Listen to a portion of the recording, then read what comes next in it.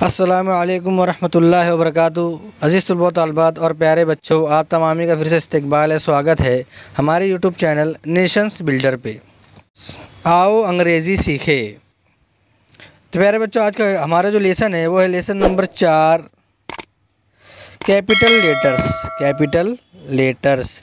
तो यहाँ पर आपको है, आप तमाम बच्चों को यहाँ पर कैपिटल लेटर्स को किस तरह से लिखना है, तो इस लेसन में आपको बताया जाएगा कि कैपिटल लेटर्स को अपनी बयास में खाना बनाकर किस तरह से लिखना है। तो यहाँ पर खाना बना हुआ है, तो देखें सबसे पहले ए को इस तरह से बनाएंगे हम।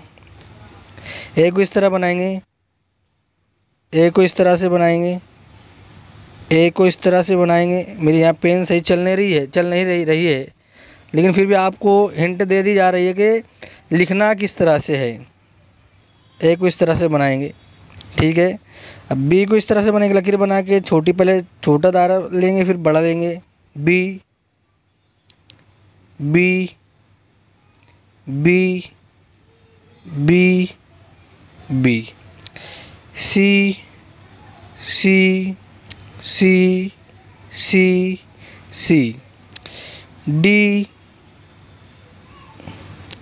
D D D D D, इस तरह से। ई ई ई ई। ई के बाद में एफ एफ एफ एफ, इस तरह से एफ। जी को किस तरह से बनाना है, जी को इस तरह से बनाना है। जी जी जी जी जी। उसके बाद में है H H H H H H.